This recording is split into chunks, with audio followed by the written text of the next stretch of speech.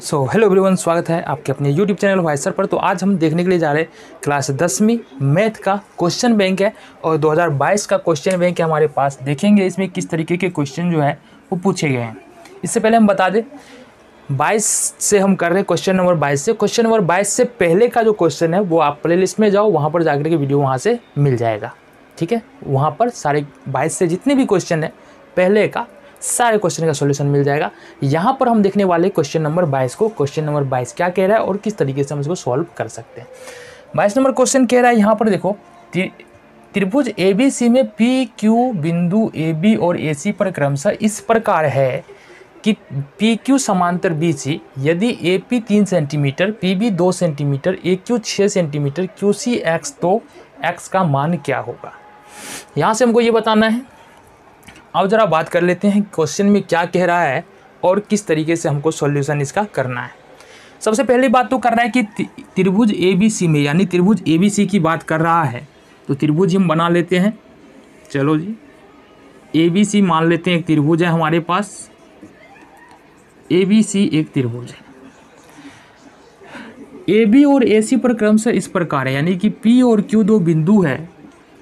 AB पर P है, AC पर Q है। इस तरीके से है कि PQ समांतर CB, PQ समांतर क्या है BC, PQ समांतर है इसके BC के, है ना। यही कह रहा था, त्रिभुज ABC है, AB पर बिंदु P है, AC पर बिंदु Q है और इस प्रकार है कि PQ समांतर हो जाता है BC का। इसके बाद कह रहा है यदि AP बराबर 3 सेंटीमीटर, तो ये हो जाएगा अपना यहाँ से लेकर के यहाँ तक कितना 3 सेंटीमीटर। BC बराबर 2 सेंटीमीटर, PB बराबर 2 सेंटीमीटर, मतलब यहाँ से लेकर यहाँ तक ये हो जाएगा हमारा 2 सेंटीमीटर। AQ बराबर 6 सेंटीमीटर, ये हो जाएगा हमारा 6 सेंटीमीटर। AQ यहाँ से लेकर के यहाँ तक ये दिया है x सेंटीमीटर, यहाँ से लेकर के यहाँ तक दिया है x सेंटीमीटर। तो हमको QC का मान निकालना है, यानी कि x सेंटीमीटर का मान निकालना है ना। कैसे करेंगे क्वेश्चन देख लो। अब त्रिभुज ABC में PQ समांतर है BC के। देखो ये क्वेश्चन ऑब्जेक्टिव तो है ही, साथ ही साथ 2 नंबर में भी पूछा जा सकता है और पूछा भी है। ABC में क्या है, PQ समांतर क्या है BC है। जब PQ समांतर BC होता है तो आधारभूत अनुपातिका प्रमेय के बारे में हम जानते हैं, साथ ही साथ उसको थेल्स प्रमेय भी बोलते हैं। वो हमको क्या बताता है, तो ये हो जाता है हमको AP बट्टे PB बराबर AQ बट्टे QC, ये हो जाता है। ठीक है, मान रख देना है हमको। AP का मान है 3, PB का मान है 2, AQ का मान है 6 और QC का मान है X। कर लो क्रॉस मल्टीप्लीकेशन, कोना कोनी गुना। 3x बराबर हो जाएगा 12 और यहाँ से x बराबर देखेंगे 12 बट्टे x, 12 बट्टे 3, 3 चौका 12, ये हमारा 4 आंसर हो जाएगा 4 सेंटीमीटर। ठीक है, समझ में आ गया। चलो जी, नेक्स्ट क्वेश्चन देख ले। 23 नंबर क्वेश्चन है, दो समरूप त्रिभुजों के क्षेत्रफलों का अनुपात 9:4 है, तो इनकी संगत ऊंचाइयों का अनुपात क्या होगा।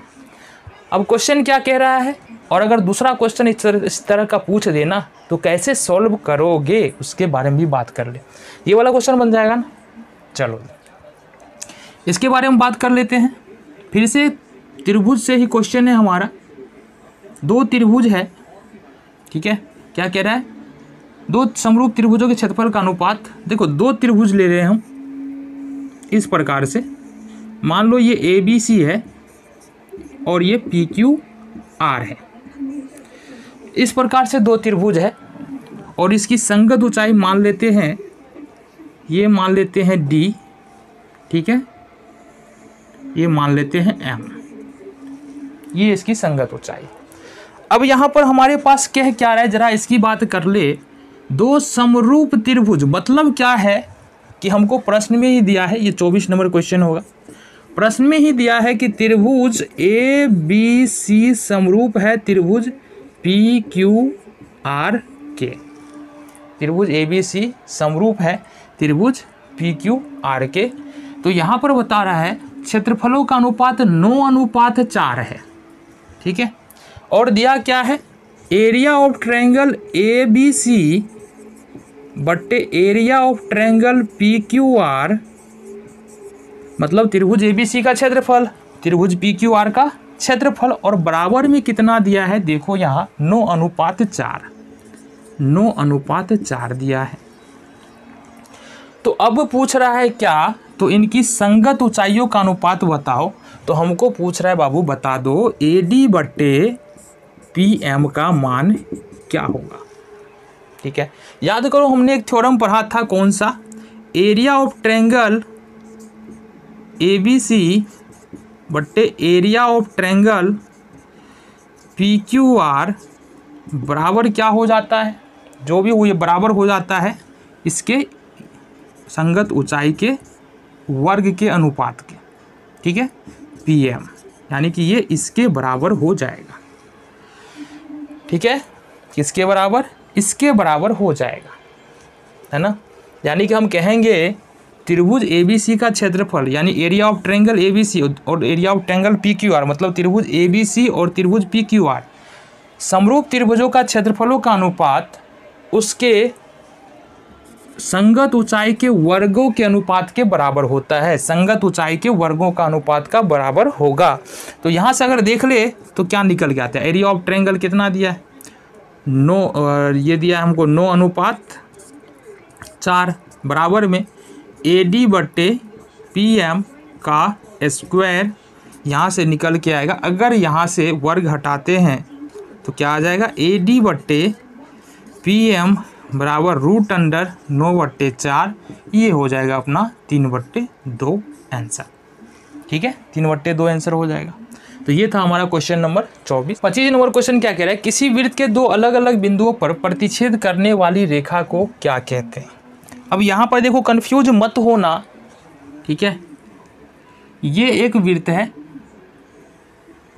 ये एक वृत्त है, ठीक है, और मान लो ये एक रेखा है जो वृत्त को दो अलग अलग बिंदु A और B पर प्रतिच्छेद करती है।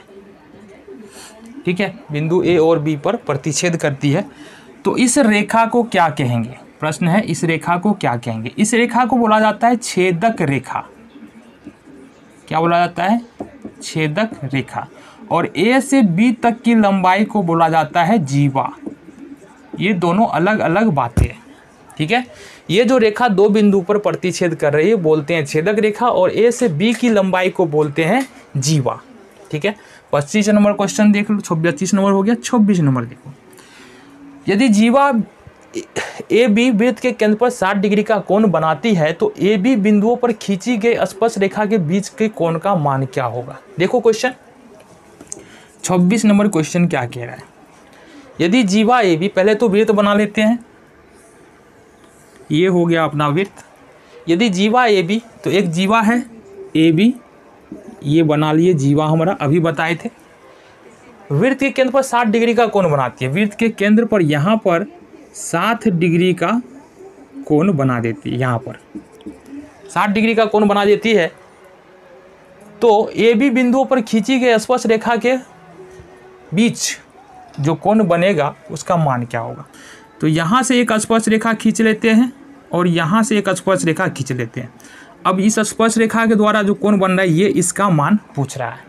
ठीक है, मान लो इसका कुछ ऐसे हम मान लेते हैं P है, ये O है। ठीक है, एक बात यहाँ पर देखना, OABP एक चतुर्भुज है। क्या है ये, एक चतुर्भुज है। ठीक है, और चतुर्भुज के आमने सामने का कोण जो है ना वो कितना होता है, 180 डिग्री का होता है। चतुर्भुज के आमने सामने का कोण 180 डिग्री।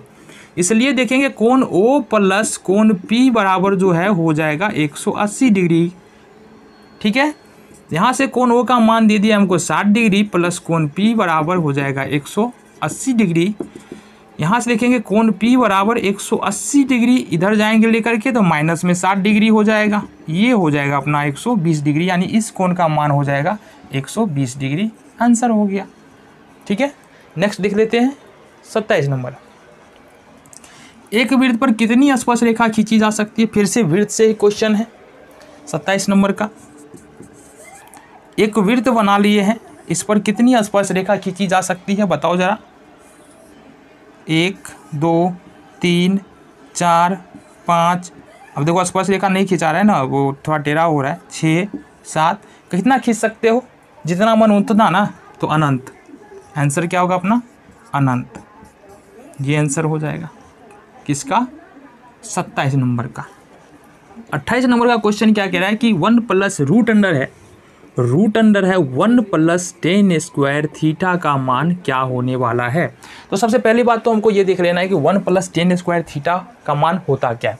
तो 1 प्लस टेन स्क्वायर थीटा जो है वो बराबर हो जाता है सेक स्क्वायर थीटा के, और यहाँ से अगर सेक स्क्वायर थीटा को बाहर निकालेंगे, सेक स्क्वायर थीटा का मतलब क्या, सेक थीटा इंटू में सेक थीटा, अगर इसको बाहर निकालेंगे तो ये हो जाएगा सेक थीटा, और यही अपना आंसर हो जाएगा।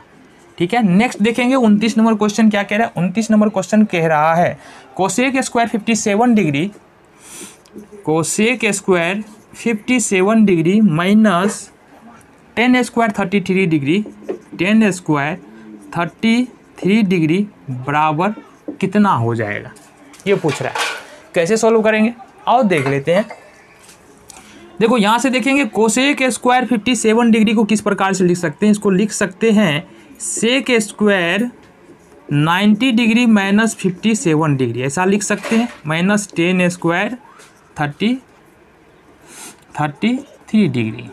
ठीक है, अब सेक देखो यहाँ से होता है सेक 90 डिग्री माइनस थीटा बराबर क्या हो जाता है, ये हो जाता है किसके बराबर, 90 डिग्री माइनस थीटा जो है वो कोसेक थीटा के बराबर हो जाता है, इसलिए हमने इसको ऐसा लिखा। ठीक है, तो यहाँ से हम क्या लिख सकते हैं, sec square 33 degree minus tan square 33 degree. Clear है।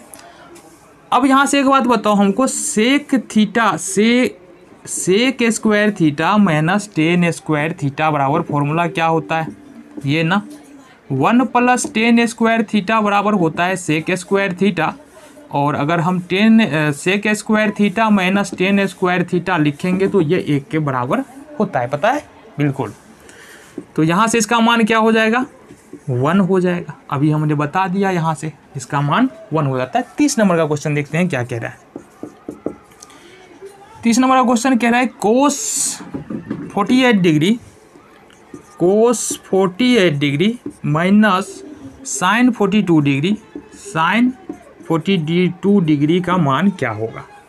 फिर वही बात, यहाँ से इसको किस प्रकार से लिख सकते हैं, इसको लिख सकते हैं sine 90 degree minus 48 degree minus sine 42 degree. ठीक है, अब साइन यहाँ देखो साइन 90 डिग्री माइनस थीटा क्या हो जाएगा, कोस थीटा हो जाएगा। ठीक है, तो यहाँ से हो जाएगा हमारे पास क्या चीज़, कोस 42 डिग्री माइनस साइन, यहाँ से क्या हो जाएगा, हाँ ये हो जाएगा sine 42 degree minus sine 42 degree, ये हमारे पास आंसर निकल के आएगा 0। चलो जी 31 नंबर क्वेश्चन देखते हैं क्या कह रहा है। 31 नंबर क्वेश्चन कह रहा है यदि 4 5 9 11 और x का माध्य 7 है, माध्य मतलब क्या होता है, देखो अगर अवर्गीकृत आंकड़े का माध्य निकालना है ना, तो जो चर मान है उसको जोड़ो और जितना चर मान है उससे भाग दे दो। अब चर मान कितना है यहाँ पर, 1 2 3 4 5, 5 चर मान है, इसको जोड़ लेते हैं। माध्य बराबर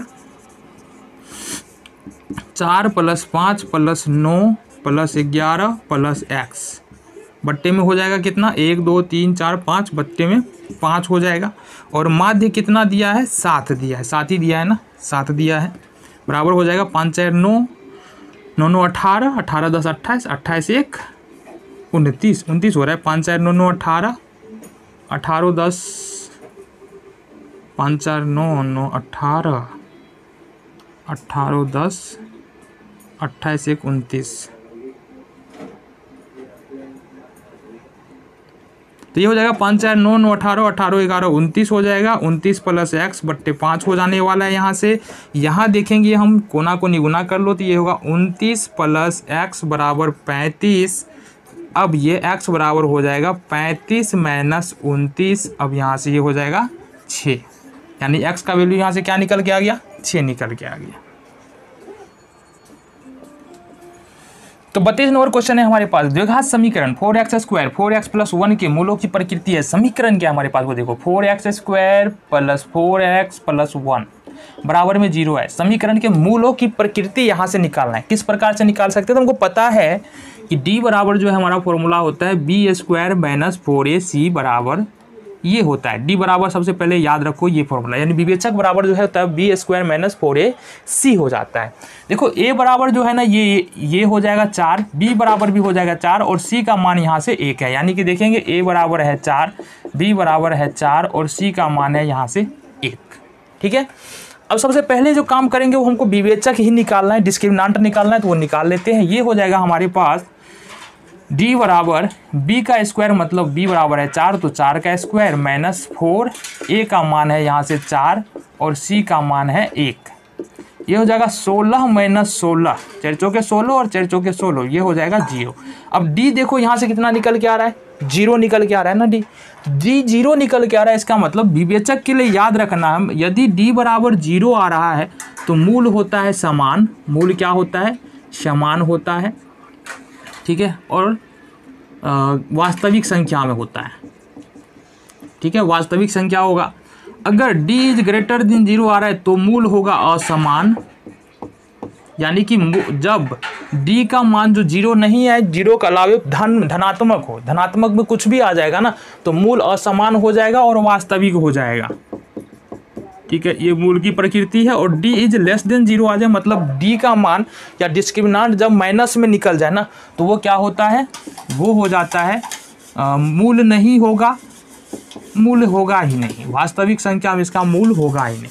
तो अभी हमारा क्या आया, d बराबर 0 आया है ना, इसका मतलब मूल वास्तविक है और समान है, मूल वास्तविक है और समान है। ये दो बात हमको यहाँ से लिख देना, हो गया आंसर। जिस भी ऑप्शन में होगा उसको हम टिक कर देंगे। आगे देखो 33 नंबर क्वेश्चन क्या कह रहे हैं, और दोबारा 33 नंबर क्वेश्चन, यदि 3 अल्फा बराबर 90 डिग्री, 3 अल्फा बराबर 90 डिग्री तो अल्फा, तो साइन अल्फा का मान निकालना है हमको। साइन अल्फा बराबर क्या होगा ये बताना है। तो जाहिर सी बात है, यहाँ देखो 3 अल्फा बराबर 90 है, मतलब अल्फा बराबर लिखेंगे तो 90/3 हो जाएगा, ये हो जाएगा 30 डिग्री। इसका मतलब ये है कि साइन अल्फा का मान निकालना है, मतलब साइन 30 डिग्री का मान हमको पूछ रहा है।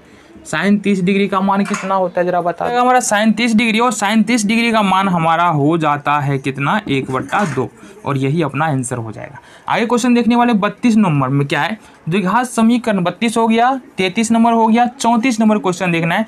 साइन 45 प्लस थीटा और माइनस कोस 45 माइनस थीटा का मान हमको निकालना है। यहाँ से देख लो क्वेश्चन क्या है हमारे पास, कितना नंबर है, 34 number. Sine 45 degree plus theta है और minus cos 45 degree minus theta है, इसका मान हमको बोल रहा है निकालने के लिए।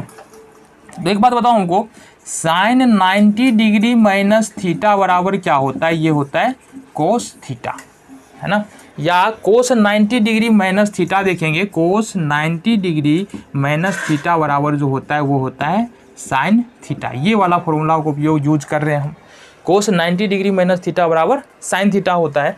तो यहाँ से अगर हम लिखना चाहें, देखो गौर से देखना है, इसको गौर से देखना, यहीं से कर लेते हैं। यहाँ पर हमारे पास दिया क्या हुआ है, हमारे पास दिया है sine 45 degree plus theta. Theta की जगह पर क्या है, ये थीटा की जगह पर ये है।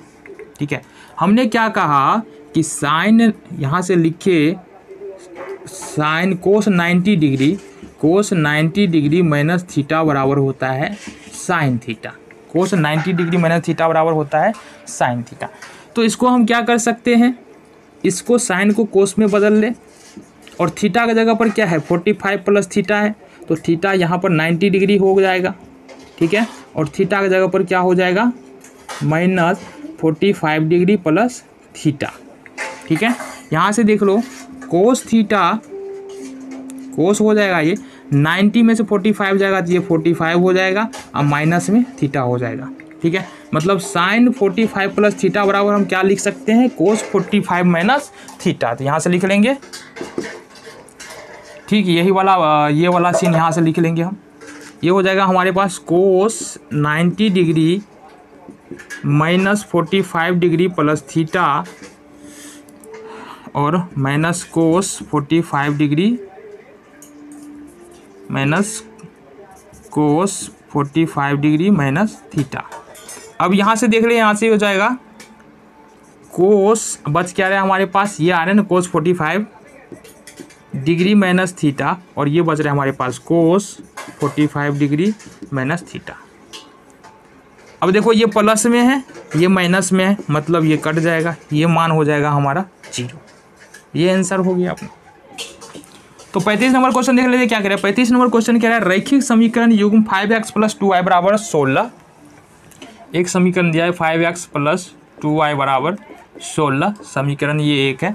दूसरा है हमारे पास, किधर गया, हाँ, 7x - 4y बराबर क्या दिया, ये 2। 7x - 4y = 2। 7x - 4y = 2 का हल पूछ रहा है कि मान क्या होगा। तो जाहिर सी बात है, इसको हम लोग क्या करने वाले हैं, लुप्तीकरण लगाने वाले हैं। लुप्तीकरण से इसको सॉल्व कर लेते हैं, देखेंगे। तो ये हो जाएगा 7 × 5 = 35x + 7 × 2 = 14y = 16 × 7 = 112। 7 × 5 = 35x - 7 × 5 = 20y = 5 × 2 = 10। ये माइनस, ये प्लस, ये माइनस खत्म हो जाएगा। ये हो जाएगा 34y = 102, घटा लेंगे तो y का मान हो जाएगा 102/34। 3 बार में ये कट जाएगा, ये हो जाएगा y का मान 3। अब y का मान देखो, समीकरण 1 या 2 में रख दो। y का मान समीकरण 1 में रख देते हैं। ये होगा 5x + 2y = 16 है। y का मान हमने निकाला है 3। 5x + 2 × 3 = 16। 5x + 6 = 16। इसको इधर ले जाओ, ये हो जाएगा 5x = 10 - 6।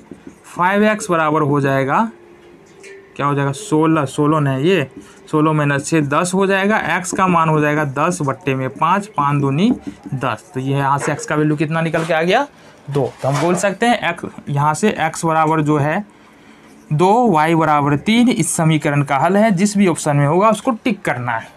नेक्स्ट क्वेश्चन देखते हैं। 34 हो गया, 35 हो गया, 36 नंबर क्वेश्चन देखना है हमको। 36 नंबर क्वेश्चन में क्या कह रहे हैं, और जरा 36 नंबर क्वेश्चन कह रहा है हमारा, त्रिभुज ABC और त्रिभुज DEF के समरूप है एवं क्षेत्रफल area of triangle ABC = 36 centimetre, area of triangle DEF = 49 वर्ग सेंटीमीटर। तो दोनों त्रिभुजों की संगत भुजाओं का अनुपात क्या होगा, ये देखो निकालने के लिए बोल रहा है। किस तरीके से निकाल सकते हैं इस त्रिभुज का क्षेत्रफल, और जरा बात कर लेते हैं। कह रहा है कि त्रिभुज ABC समरूप है त्रिभुज DEF के। दो त्रिभुज है, दोनों एक दूसरे के क्या है, समरूप है।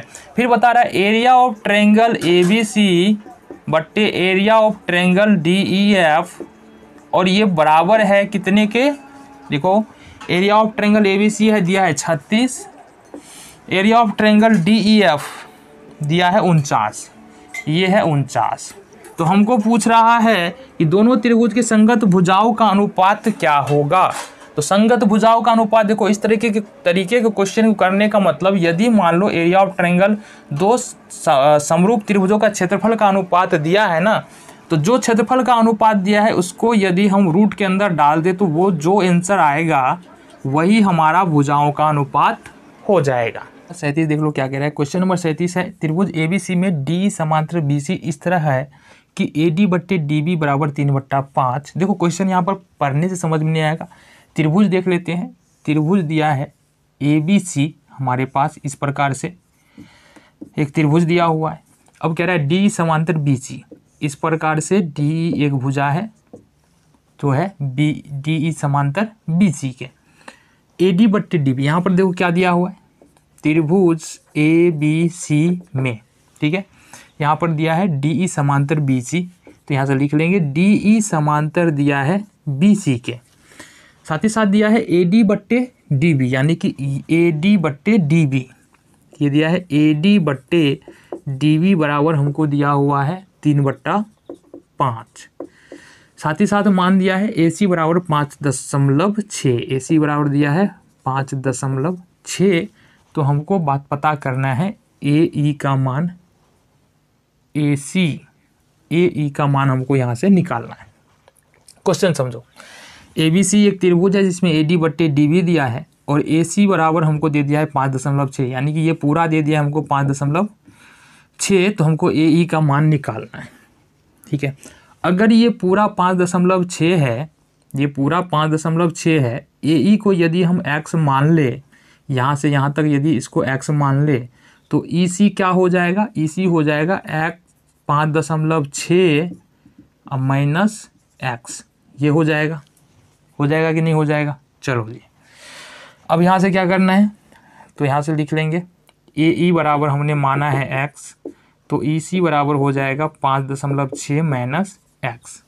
ठीक है, पाइथागोरस प्रमेय से हम लोग क्या जानते हैं, AD/DB बराबर हो जाएगा AE/EC के। AD का मान यहाँ पर दिया है 3, DB का मान दिया है 5, AE का मान यहाँ से x हो जाएगा, EC का मान हो जाएगा 5.6 माइनस x। देखो ये कोना कोनी गुना करेंगे, ये हो जाएगा 5x, ये हो जाएगा 5.6 को 3 से कर लो गुना, 6 3 18, 5 15 1 16, ये हो जाएगा 16.8। ठीक है, ये हो जाएगा 16.8 माइनस 3x। इसको इधर लाओ तो ये हो जाएगा 5x। अच्छा हाँ, ये अब इसको इधर लाओ इस वाले टर्म को, तो ये हो जाएगा प्लस में 3x, ये हो जाएगा 16.8। 8x बराबर हो जाएगा 16.8। काटेंगे, कितना बार में कटेगा जी, देखो कितना बार में कट जाएगा, 8 दूनी 16 खत्म। ठीक है, और ये हो जाएगा 0.8 है क्या, 8 2.1 हो जाएगा, ये कितना हो जाएगा 2.1, आंसर अपना हो जाएगा। अगला क्वेश्चन देख लेते हैं। 38 नंबर क्वेश्चन कह रहा है 10 सेंटीमीटर त्रिज्या वाली वृत्त की एक जीवा के वृत्त के केंद्र पर का कोण हमको बताना है। 10 सेंटीमीटर त्रिज्या वाली, देखो 38 नंबर क्वेश्चन क्या है ये जरा देखो। एक वृत्त है हमारे पास इस तरीके से, ठीक है, और एक जीवा दिया हुआ है, जीवा की लंबाई दिया हुआ है 10 सेंटीमीटर। ठीक है, अब देखो यहाँ से समकोण बनाती है। अब ये जो है ना, जीवा जो है वृत्त पर क्या बना रही है, समकोण बना रही है, यानी पर यहाँ पर जो है ना ये कोण बन रहा है 90 डिग्री का। कितना पर का बन रहा है, 90 डिग्री का। क्या कह रहा है क्वेश्चन, थोड़ा अटपटा हो गया। 10 सेंटीमीटर त्रिज्या वाला, अच्छा ये नहीं दिया है, ये दिया है 10 सेंटीमीटर और ये दिया है 10 सेंटीमीटर। 10 सेंटीमीटर त्रिज्या वाले वृत्त की एक जीवा वृत्त के केंद्र पर समकोण बनाती है, तो उस जीवा की लंबाई बनाए। अब ये जो है ना ये कितना हो गया 90 डिग्री। यहाँ पर देखेंगे, इसको मान लेते हैं वो AB। ठीक है, यहाँ से देख लो त्रिभुज OAB में, अब त्रिभुज OAB सबसे पहले तो जान लो ये समकोण है, समकोण है क्योंकि दिया है 90 डिग्री है। AO या OA का बराबर OB बराबर जो है वो दिया है 10 सेंटीमीटर, और सामने वाला भुजा क्या हो जाएगा, कर्ण हो जाएगा। तो AB बराबर यदि लिखना चाहे तो रूट अंडर लिख सकते हैं OA का स्क्वायर प्लस OB का स्क्वायर, मतलब इसका स्क्वायर और इसका स्क्वायर।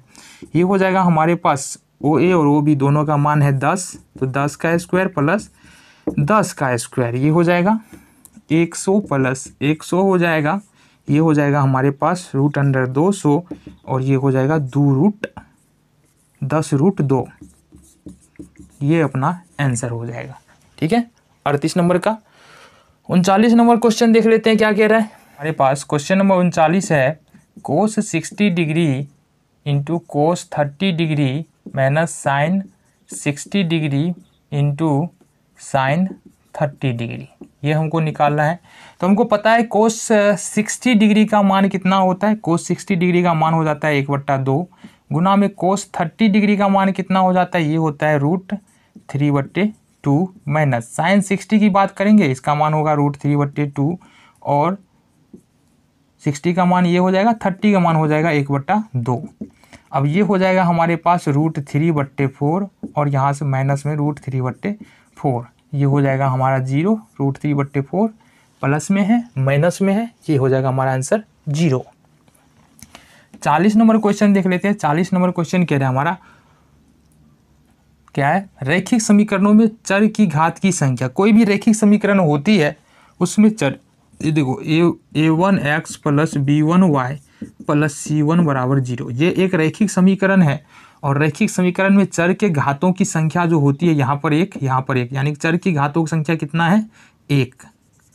चर के घातों की संख्या हो जाएगा, घातों की संख्या बराबर एक, यानी रैखिक समीकरण में चर के घात कितने होते हैं, एक होते हैं।